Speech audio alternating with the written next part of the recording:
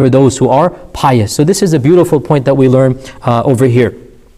In the next section of Surah Ibrahim, the verse has a vivid description of the day of judgment, and that those people who followed others, who followed their icons, they will try to excuse themselves. Inna kunna lakum taba'an, that we used to follow you, that you were the ones who led us here. Verse 21 onwards. فَهَلْ أَنْتُمْ مُغْنُونَ عَنَّا مِنْ عَذَابِ اللَّهِ مِنْ شَيْءٍ.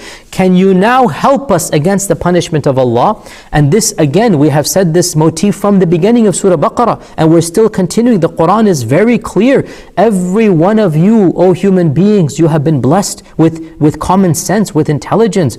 You don't just follow somebody blindly about the most important thing, and that is belief in Allah and the correctness of your religion. You have to think on your own. So Allah says on the day of judgment, those who used to follow false leaders, those who used to follow people who are telling them to worship other than Allah subhanahu wa ta'ala, they're going to now go to those leaders and they're going to say, look, it's not our fault, it's your fault. You're the ones that told us to not worship Allah. You're the ones who opened the doors for evil, for filth. You're the ones who wanted us to enjoy this world. You're the ones who mocked the people of religion, and we followed you. So now because we followed you, فَهَلْ أَنْتُمْ مُغْنُونَ عَنَّا مِنْ عَذَابِ اللَّهِ مِنْ شَيْءٍ. Are you going to protect us from the punishment of Allah?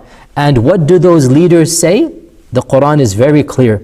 Just like their own teacher Iblis, just like their own master Iblis, they blame Allah for their sins. And they say, قَالُوا لَوْ هَدَانَ اللَّهُ لَهَدَيْنَاكُمْ.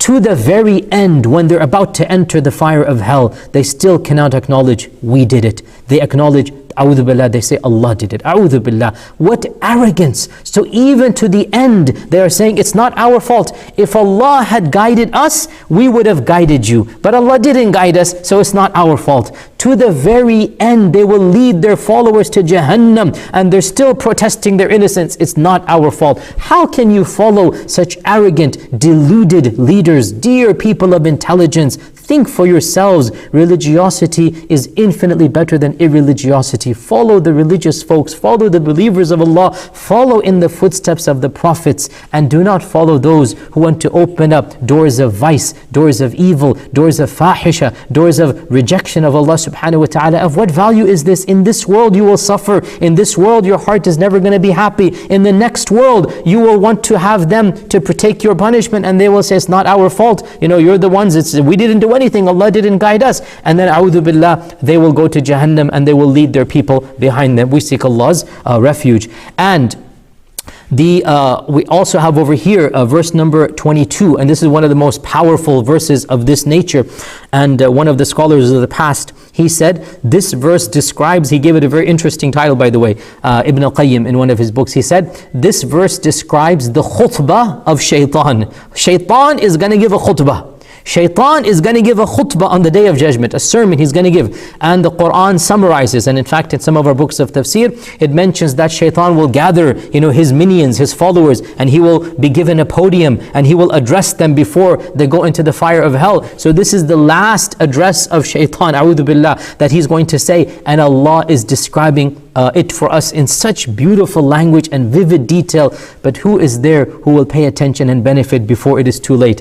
Brothers and sisters, we don't want to hear the khutbah live on that day. We want to benefit from it here so that we don't hear it from Shaitan on that day. We don't want to be in that company. Allah is telling it to us in the Quran. Whoever truly believes in this khutbah of Shaitan, he had better take the lesson here rather than hear it from Shaitan's mouth himself. What is the khutbah? What is the sermon? وَقَالَ الشَّيْطَانُ لَمَّا قُضِيَ الْأَمْرُ. And Shaitan will say, when everything has been settled, when judgment has been done, when heaven and hell has been assigned, Shaitan will now stand up and he will announce to the people, إِنَّ اللَّهَ وَعَدَكُمْ وَعْدَ الْحَقِّ. Allah was always telling you the truth. Awjubillah, at the very end, what use now is it going to be? When Iblis confesses, Allah was always telling you the truth. And as for me, إِنَّ اللَّهَ وَعَدَكُمْ وَعْدَ الْحَقِّ وَوَعَدْتُكُمْ فَأَخْلَفْتُكُمْ. As for me, I promised you and I was lying. I betrayed you. I failed you. And then Iblis will say, so he at least confesses, Iblis, he will say at the end that, look, I was lying throughout all of this. Allah was telling the truth. And then Iblis will say, مَا كَانَ لِي عَلَيْكُمْ مِنْ سُلْطَانٍ. But no, I had no power over you. You should know one thing, all of you around me, know one thing, that I had no power, I had no authority over you. I didn't force you. What did I do?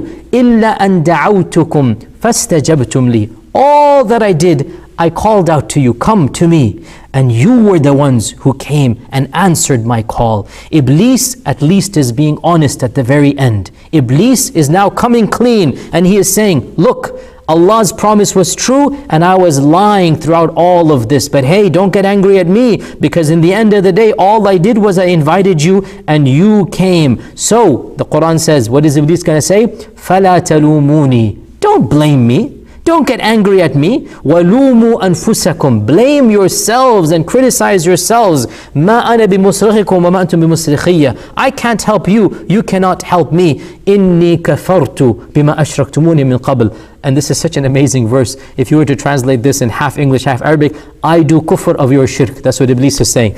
I reject your shirk that you would do with Allah using me. إِنِّي كَفَرْتُ بِمَا أَشْرَكْتُمُونِي مِنْ قَبْلِ. I reject this all now, that all of this was false. And then Allah Azza wa Jalla says, indeed the wrongdoers shall have a painful punishment. Dear Muslims, Iblis is coming clean on the Day of Judgment. But right now, he is not. Allah is telling us what He's going to say at the end. How can we follow the plots of Iblis? Do not go to Shaitan and the followers of Shaitan. Go to the prophets and the followers of the prophets. They're the ones telling you the truth. And as for the believers, verse 23, Allah subhanahu wa ta'ala says that those who did good, وَأُدْخِلَ الَّذِينَ آمَنُوا وَعَمِلُوا الصَّالِحَاتِ جَنَّاتٍ تَجْرِي مِن تَحْتِهَا الْأَنْهَارُ. Those who do good and those who believe, they will be admitted into gardens beneath which rivers flow. خَالِدِينَ فِيهَا بِإِذْنِ رَبِّهِمْ. They shall remain forever by the permission of Allah. تَحِيَّتُهُمْ فِيهَا سَلَامٌ. Their greetings will always be peace. It will be peaceful, serene. Everybody will be saying salam over there. Allah will be saying salam to them. The angel will be saying salam to them. The people will be saying salam to one another. And how do we get that fruit? How do we